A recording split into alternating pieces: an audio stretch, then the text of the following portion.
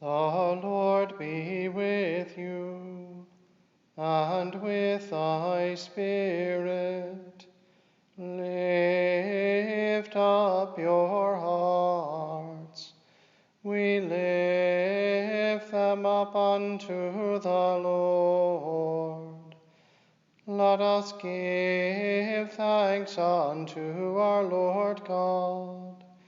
It is meet and right so to do.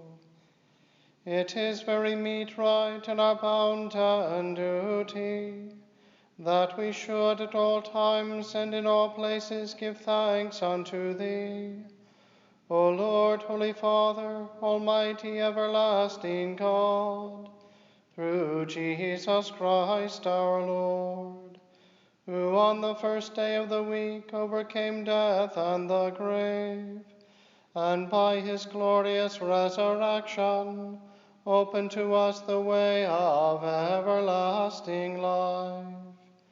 Therefore, with angels and archangels, and with all the company of heaven, we laud and magnify thy glorious name, evermore praising thee and saying,